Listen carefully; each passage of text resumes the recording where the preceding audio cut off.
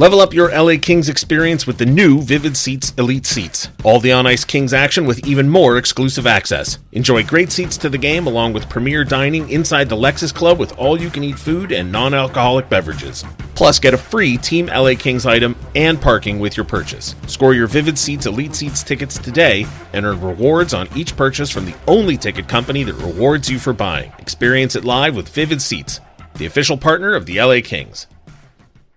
You're listening to an LA Kings podcast. For more episodes of this and every other Kings program, visit lakings.com/podcast. And the Kings look to set it up. Fiala outside the left circle, up high to Kempe. Right side to Clark and to Fiala. Down low, Kopitar at the goal line. Centers, score! LaFerriere tapped it in on the nice feed.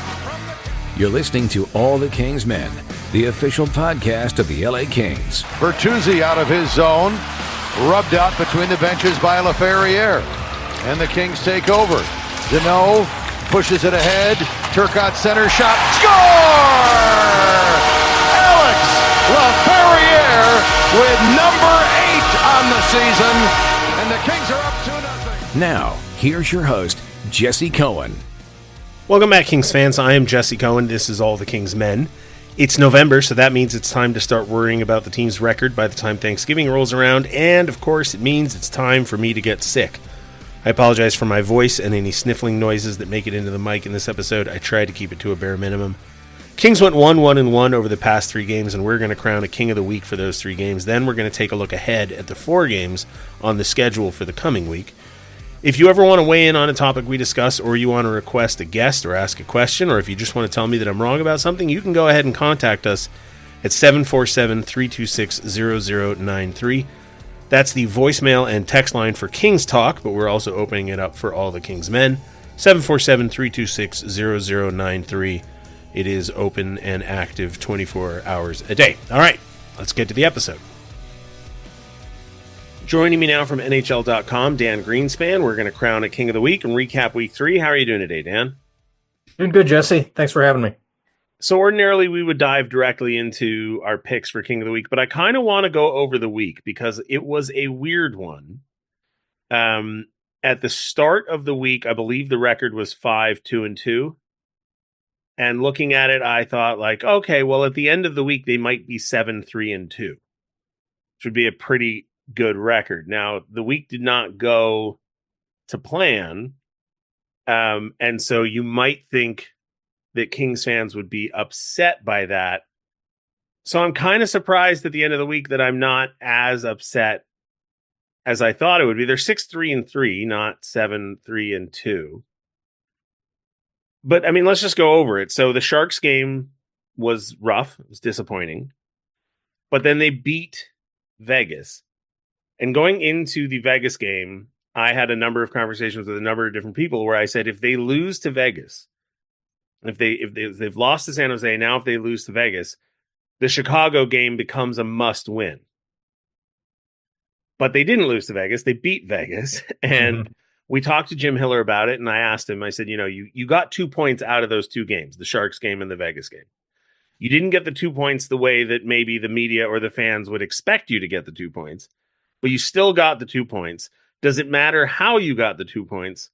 Or does it just matter that out of these 2 games, you wind up with 2 points? And his answer was sort of interesting to me. He said, obviously, they weren't trying to lose the San Jose game. Obviously, they're not happy that they lost the San Jose game. But the fact that they won the Vegas game, which then set them up for 2 days off in a good mood, they'll take that. But then they lost the Chicago game in a shootout. The way they lost the Chicago game. But I mean, I thought they really played well in the Chicago game. Yeah. It's. I was thinking about this in the hour or so leading up to us recording this, and I think it's a more frustrating week because they beat Vegas and how well they played against Vegas. Right. If you flip the Vegas result and the San Jose result. They beat San Jose 4-2. They lose to Vegas 6-3. You probably would have expected that. Yeah, I did, frankly. But the fact that they did so much well against Vegas, they really attacked them. They really took it to them. They really attacked the hard areas.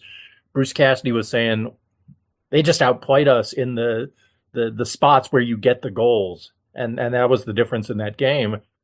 I think it makes the San Jose and Chicago results that much more disappointing because you see that the team is capable of playing it at a really high level.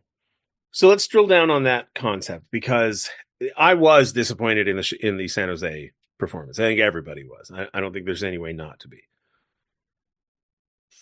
What I'm struggling with is the Chicago game. A friend of mine pointed out that I think the two teams have gone to overtime 5 out of the last 6 times they've played each other or something like that. Like, there's something about those two teams right now, the way they're presently constituted, that seems to force overtime. If the Kings had lost that game and not outshot the Blackhawks 2-1 or whatever the margin was, had they played poorly, had it been a situation like it was in San Jose, I think I still would be disappointed. And somehow, I don't know. I just am not disappointed in the Chicago game. That's not it. I'm disappointed at the outcome, but I'm not upset at the result, if that makes any sense. See, I would point more to the process. The fact that you dominate them at the jump and you only have a 1-0 lead to show for it. The fact that you're up 2-0 after 2 and can't put it away. Yep. The fact that you're up 3-2 late with a chance to put it away and they drag you to overtime and then win it in the shootout. I think each of those 3 factors is a bit of a damning indictment on where the team is right now. Well, so this is a thing that I stumbled onto last year and talked about a lot. The problem is consistency. Yeah. And the problem with consistency is you can't solve it in one afternoon game or even 5 games or even 10 games. Consistency has to be demonstrated over a long period of time. Like, that's the definition of consistency. Weeks, months, whole season. Right. So, and we had this issue last season where you're like, okay, well, they're great this night, they're great that night, and then maybe the wheels fall off in this game, or maybe they're not ready to go against Columbus, or, whatever it is. So I guess that's sort of where we're at with this week, is like, I expected a record of 2-1-0. I expected wins against San Jose and Chicago because they're not competitive teams. And I expected a loss to Vegas. So I guess at a 1-1-1 record, yeah, I guess I'm still sort of, the deeper we get into the season, the more I want answers on what this team is. And the deeper we get into the season, I feel like the fewer answers we actually have. And that, as a fan, that is unsettling. That is the inherently frustrating nature of sports. Is you're always well, sure. It's the data points you have, the most recent data points are the ones that are usually the most informative and the ones that are most in your memory. So yeah, the fact that there's plenty of reasons. If you stick Drew Doughty out there, he probably swings the difference in at least one of those 2 losses this week. The fact that they're recovering from some of the moves they made and didn't make over the last couple of years, and it's put them in this position to have the roster they have. All these things have sort of come together, and we are where we are.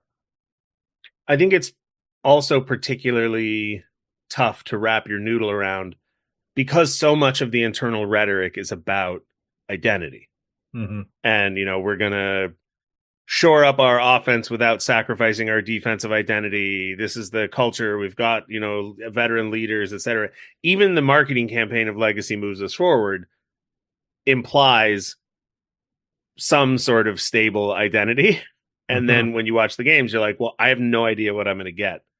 Yeah. Night in and night out. And I, like I said, I think as a fan, it's just, it puts you on your back foot, and it's tough. Like when the team was really, really bad for some seasons, the late 90s or the late 2000s, you knew what to expect. And so you were like, all right, well, I hope that Drew Doughty and Ajay Kopitar can develop into stars, and I'm going to enjoy watching them do that.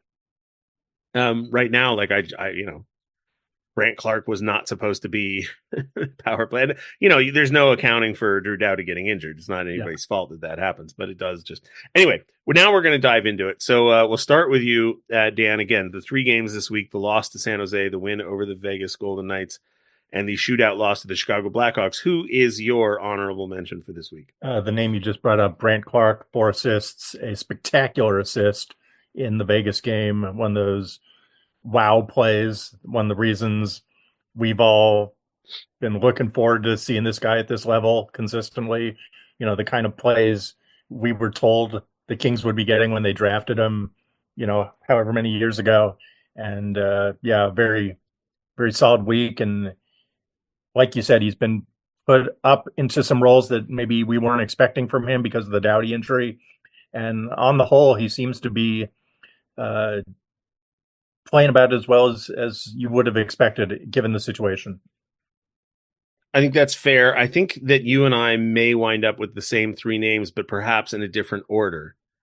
Because my honorable mention is going to be Anze Kopitar, who also had 4 points this week, a goal and 3 assists. And the only reason that he's the honorable mention is the -3. In the San Jose game, yeah. Yes, but I thought in the Chicago game, now part of this is it's Chicago, but I thought that he looked really good. And Jim Hiller talked about the impact that Alex Turcotte has on Kopitar and Kempe.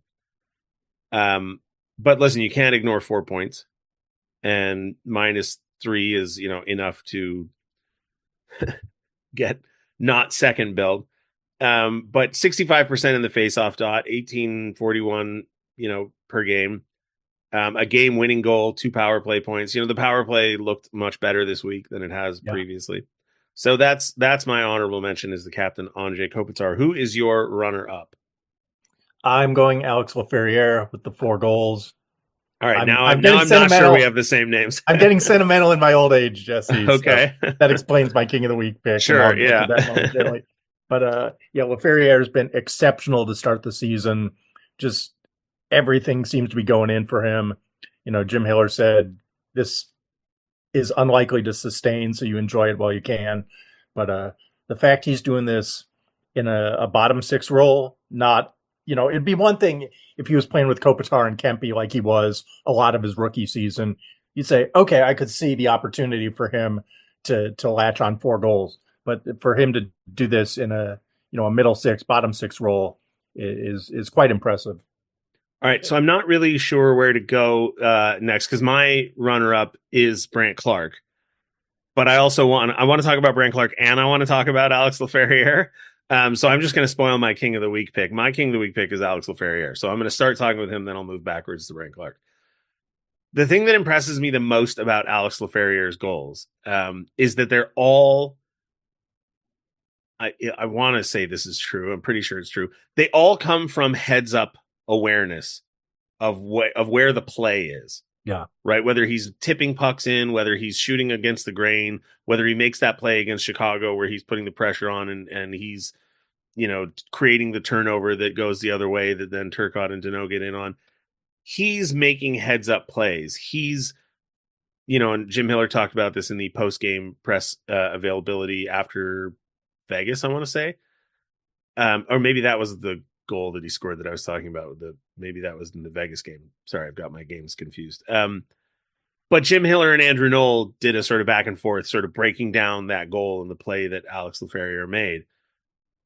And those are the kinds of plays he's making. And that kind of play, no matter what line you put it on, whether it's bottom 6, middle 6, top 6, whatever, that's the kind of play maybe his shooting percentage won't hover around 20% for the whole year.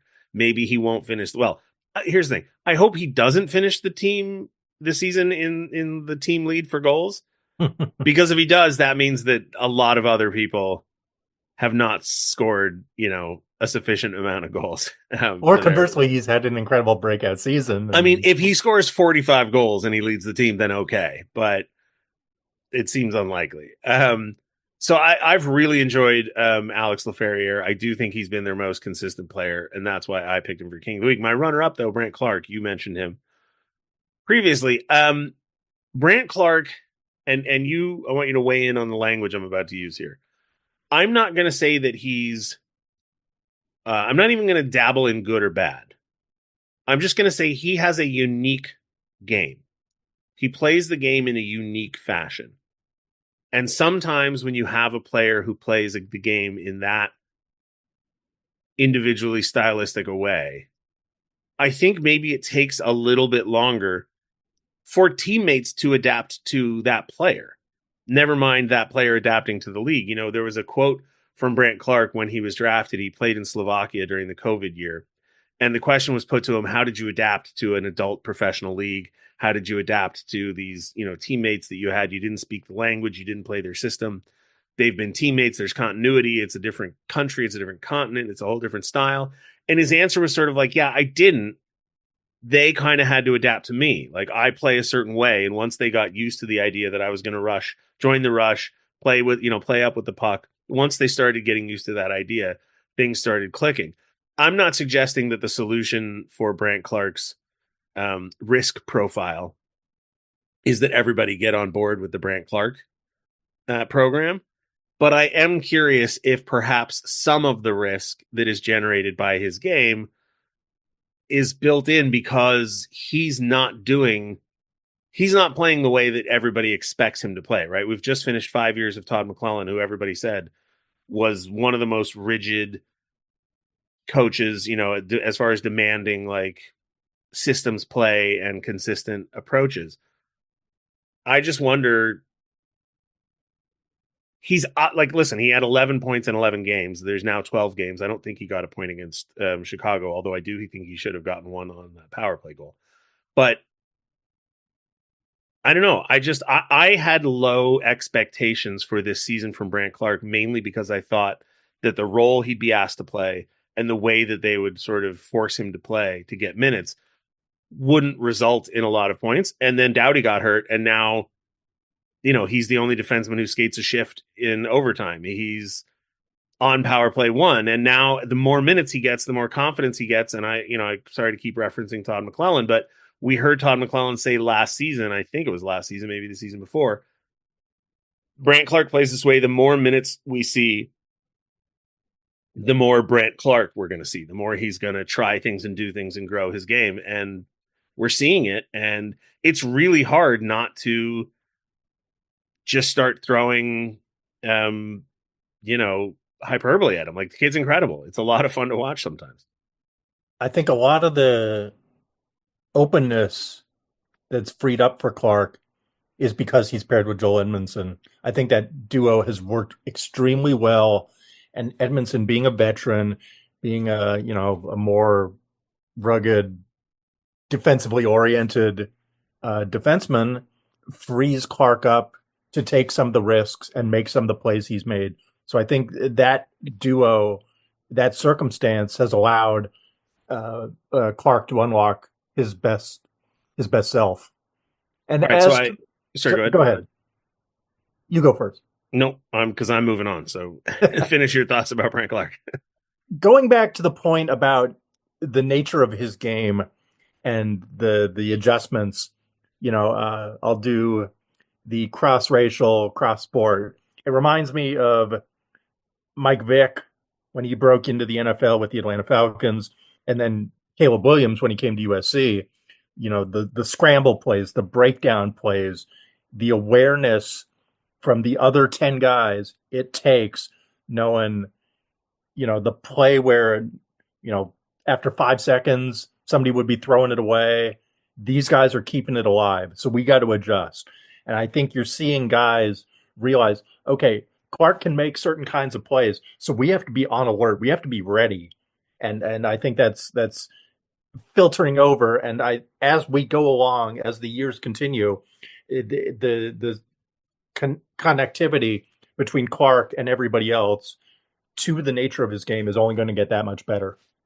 It's such a weird thing because, like, in the Golden Knights game, I think he wound up with 3 points, if I'm not mistaken. Yeah. And he had the one assist on Kopitar's goal, right? The spin where he receives the pass, he spins around the defender, he pulls 2 guys to him, finds Kopitar back to him. Like, an incredible play. Just a really wow, that's amazing.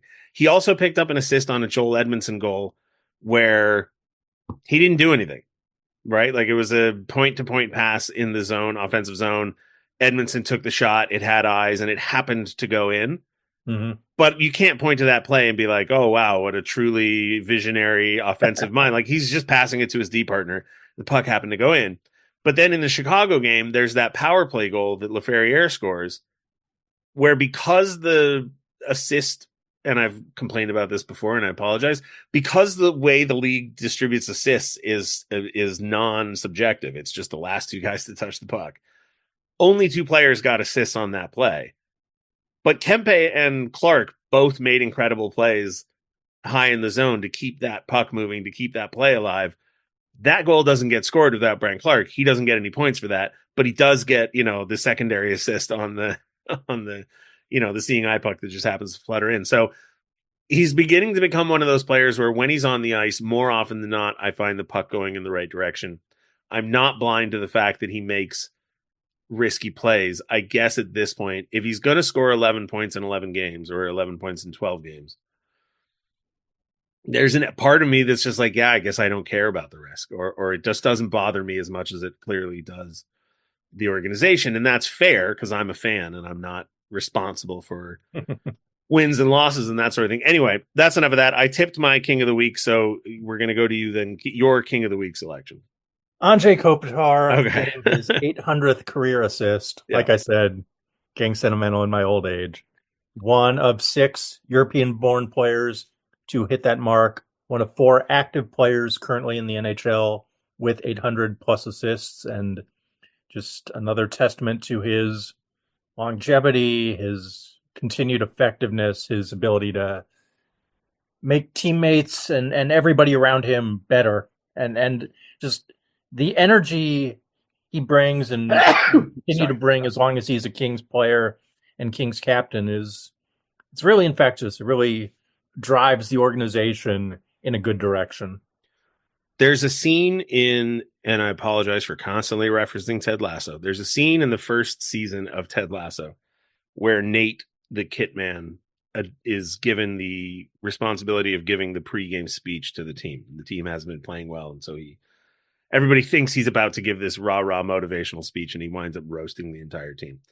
And he gets to Roy Kent, and he says, he essentially calls him old and says, your focus drifts, you're old. I'm not saying any of those specific critiques of Anze Kopitar, but listen, Anze Kopitar was drafted in 2005. It's currently 2024.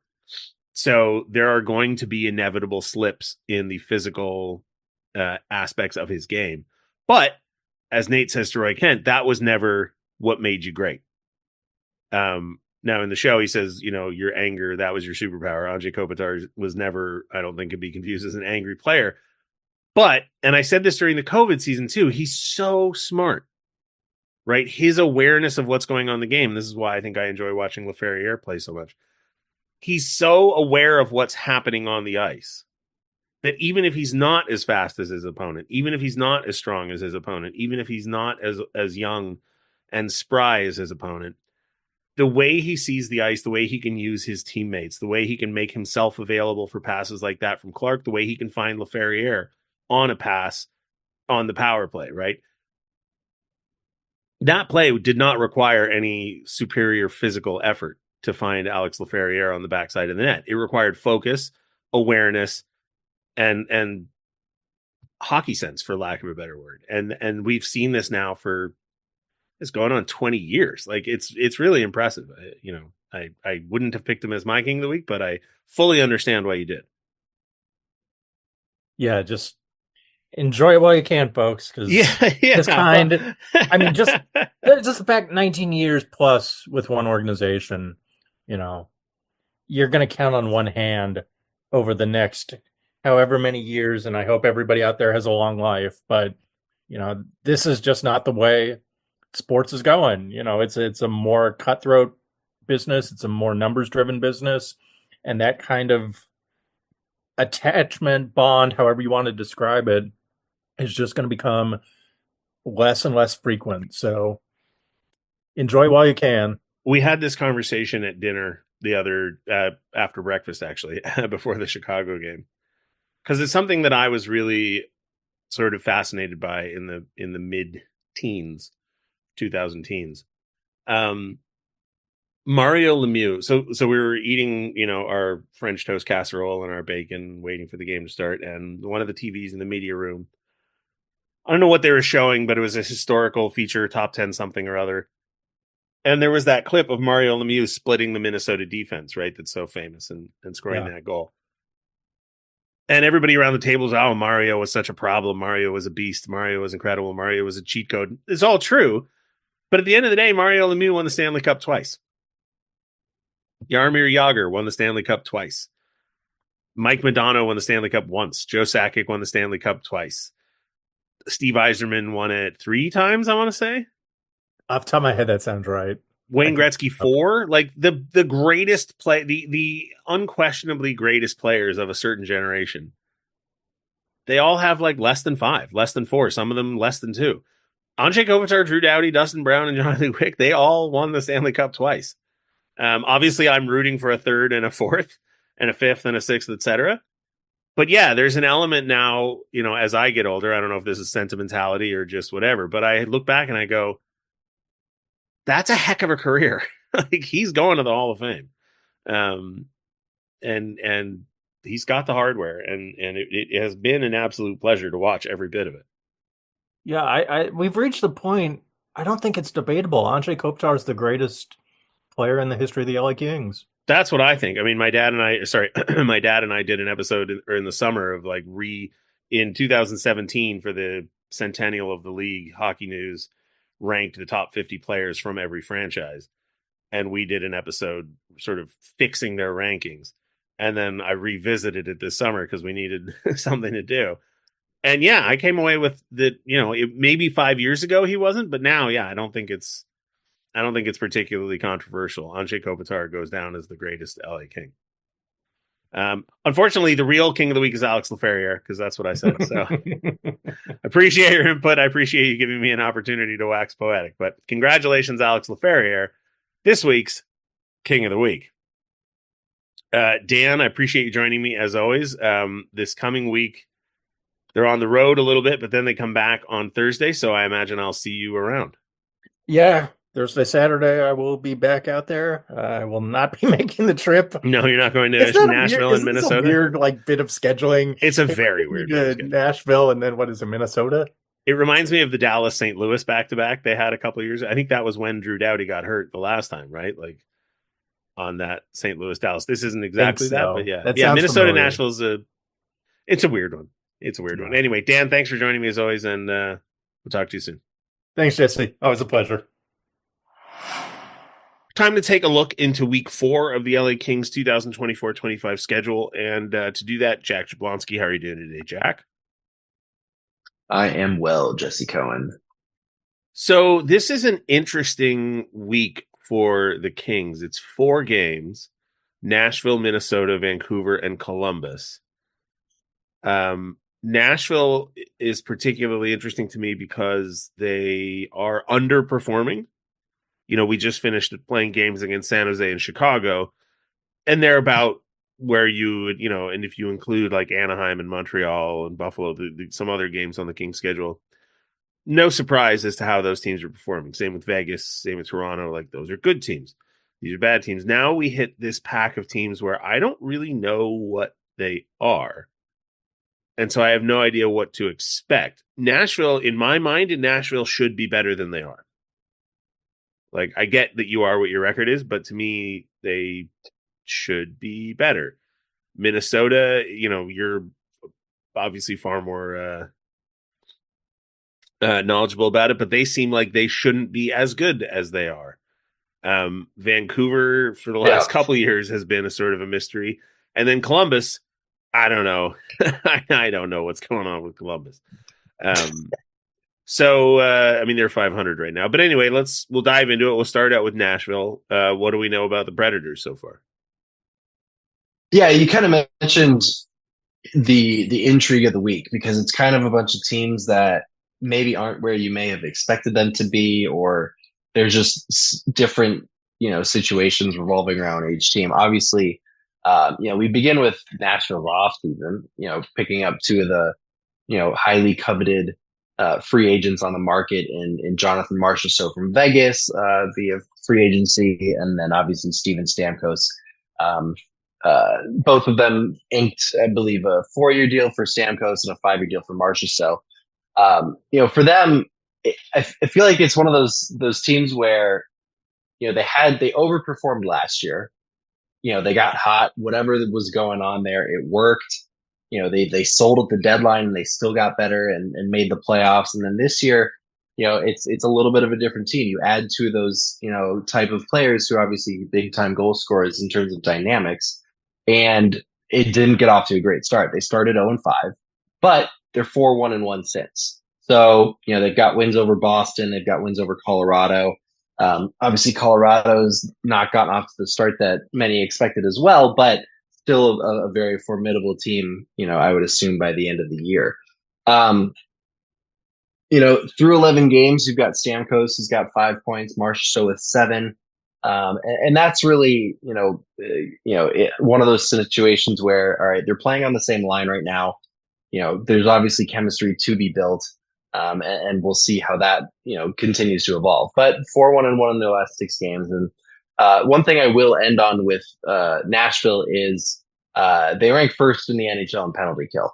They've killed off 21 of their last 22 shorthanded, situations, 91% on the year. So, obviously when you've got a guy like Ryan O'Reilly, who's, unbelievable when it comes to hockey IQ and winning faceoffs, that obviously goes a long way. And, I haven't even gotten to, Philip Forsberg, who's obviously having a heck of a start to the season as well. So, again, a team that has a lot of talent. They obviously upgraded in the talent department, less grit than last year. But it'll be an interesting game for us, as obviously, we're still not totally sure who the Kings are this year. And Nashville is very much, I think, in the same boat of what is their identity. And it's the first night of back-to-backs on the road for the Kings, which, I don't know how much, that weighs on players or coaches or whatever, but, they play Monday night in Nashville. Then they travel Tuesday to Minnesota. So it's the first game of a back-to-back. Like, I don't know how you handle the goaltending situation in that case. I don't know, if you're like, let's say the game gets out of hand early. Are you resting guys? It doesn't matter.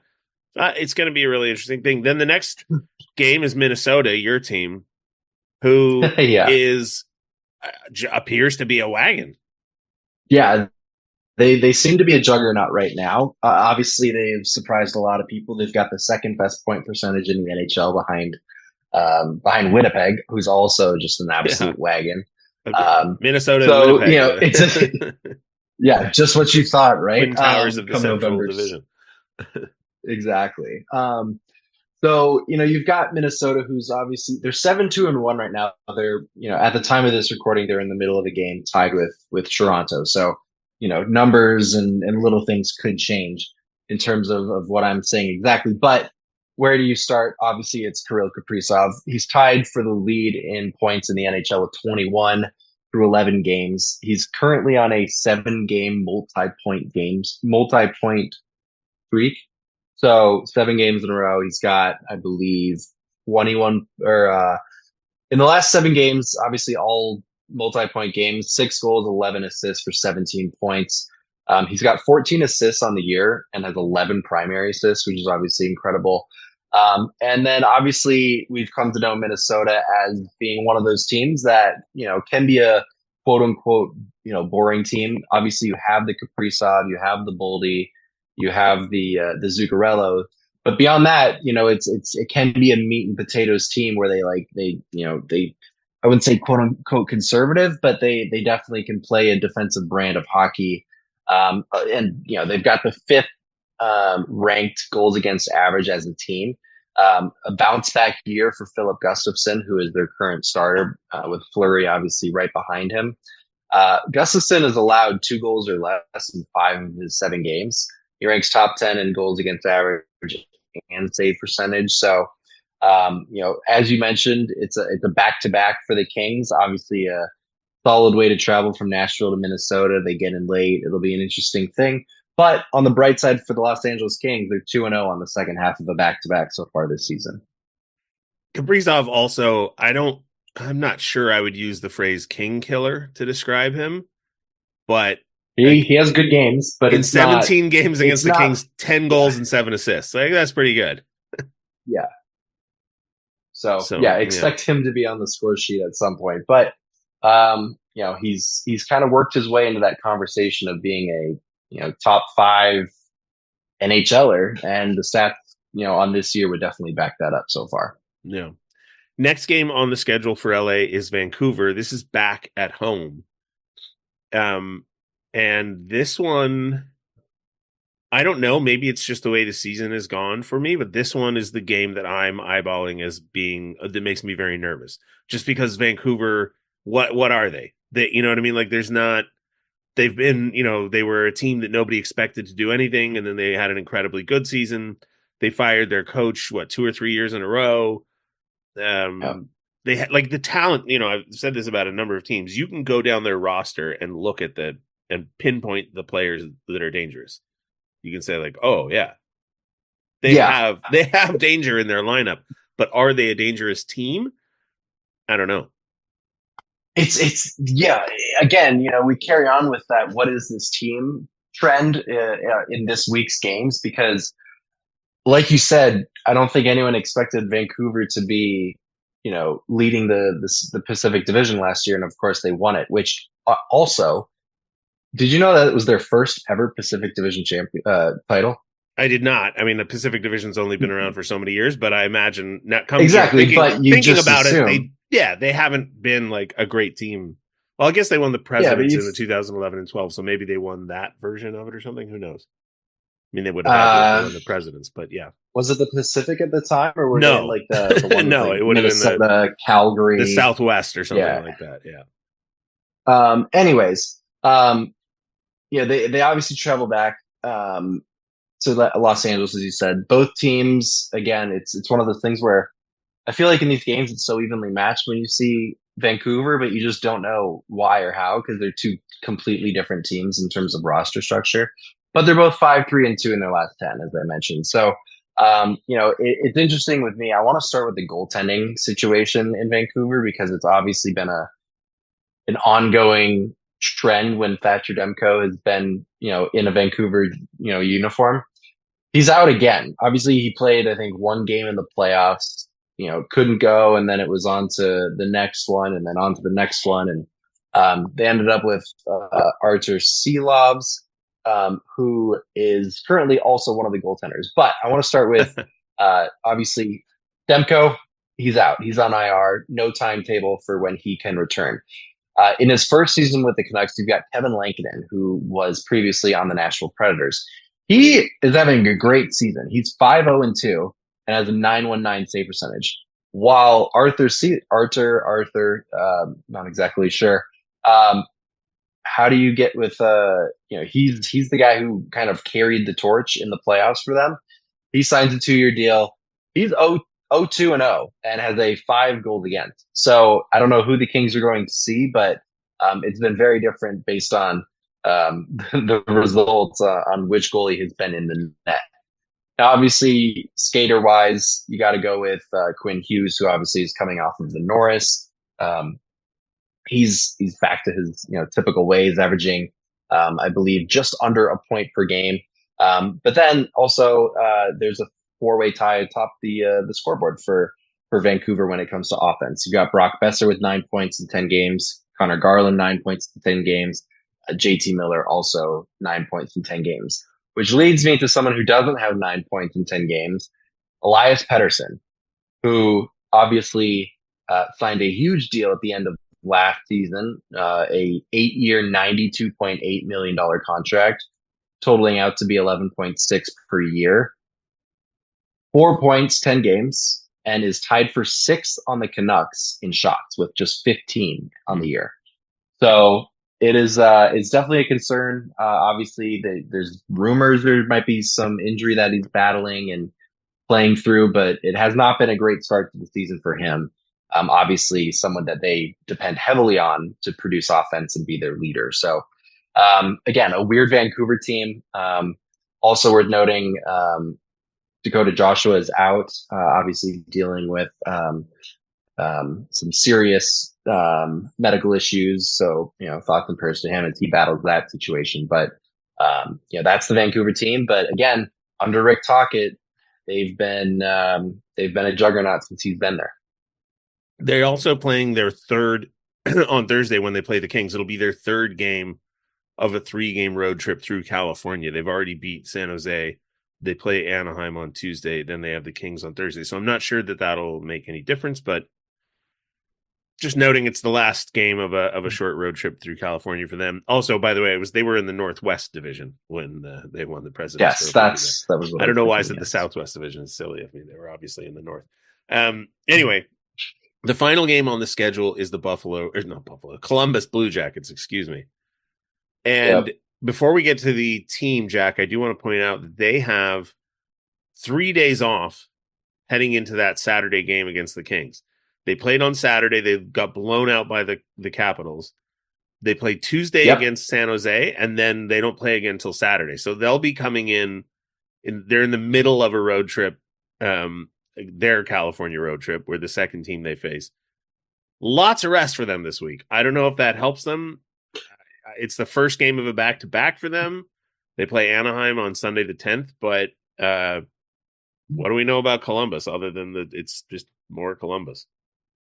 Yeah, it's like you said, they're in the middle of a road trip. It started in Washington, D.C. Then they come down to San Jose, and then, like you said, 3 days off before they get to Los Angeles, or assuming they come to Los Angeles and enjoy some nicer weather than maybe Columbus has this time of year. But all right, who to watch for? Well, another Kirill.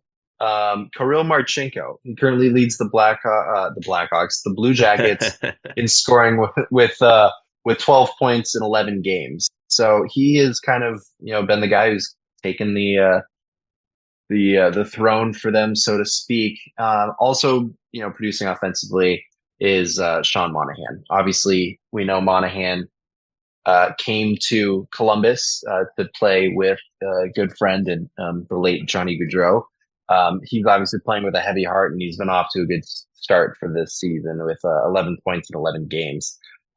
Another American defenseman that the Kings are going to have to be obviously aware of is Zach Werenski, who's their captain. He's off to his best start of his career after posting a career high 57 points last season, currently on pace to pass that. He's got 9 points in 11 games. And then I think another thing that we've gotten used to with Columbus is just they've been bad. And what that's resulted in is hot picks. This year they've kindly gotten some of those younger guys, first round draft picks in the last 2-3 years to start playing a little bit more, notable and heavier roles, such as Adam Fantilli and Cole Sillinger. Both of them were drafted in the first round. I think Sillinger was 12th and then Fantilli 3rd. They're occupying second line minutes now. So those are the young guys. Obviously, Kent Johnson, another one who's up there. He's only appeared in, I believe, 4 games this season, but all extremely talented young players. And then you mentioned the fact that they were blown out. They were outscored, I believe it was 13-4 in their last 2 games to begin their November schedule. Of course, they were 3-0-1 to end October, but have obviously come back to earth a little bit, and unfortunately have taken a beating in the last 2 games that they've played. So maybe a get me right San Jose game, and then maybe we find a Blue Jackets team that is back on the winning side of things, or at the very least playing a little bit better hockey than losing by a combined score of 5.5 goals on average or something. So 4 games on the schedule this week for the Kings, and the current record of the Kings at the time of recording is 6-3-3. The only team in this 4-game bundle that's in the Pacific Division is Vancouver. So that's Jesse's game. Yeah, I mean, yeah, but like, I'm just, last week, if you showed me the schedule, I would have said, oh, they could be 2-1 this week, right? They could beat San Jose and they could beat Chicago and they could lose to Vegas.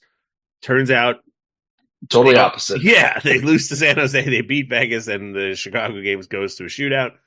This 4-game stretch, 2 at home, back-to-backs on the road, and then 2 at home. I have no idea what to expect. This is, I think, although I've seen some people contradict this, I think this is where we start to get a real sense of where teams fall into place in the league, right? Every year there's some teams that bubble up, that fall back, that have disappointing seasons, that have, exciting seasons. I think this. You talk about I don't know which exact cliche or saying, so to speak, that you're referencing when it comes to being debunked, but what is it? When it comes to Thanksgiving, 90-something% of the whatever teams the that are in stat the playoff is, picture are right. 90-something or whatever that are in the playoffs at that time make the playoffs, 5 months down the road. So, not sure if that's the one you're referencing, but it's definitely well, it's looming. It's out there, right? Like if they go 4-0, it's a good measuring stick. Yeah. That's if they go 4-0 this week, they're 10-3-3 and everything's fine. If they go 0-4, they're 6-7-3, and all of a sudden it's collar tugging time. Exactly. It's a great point. You take care of the teams in front of you. The Kings haven't had the hardest strength of schedule, and this week it's picking up. Obviously, you've got a team in Nashville that's points in 5 of the last 6. Minnesota, exceeding expectations, obviously lighting it up and playing well defensively with 1 regulation loss on the year. You go back home, you play a team that won the Pacific Division last year, and then you get a Columbus team that is better than people think. So, no nights off. We learned that last week. Yeah, exactly. All right, Jack, thank you very much for joining me, and we'll talk to you next week. Sounds great.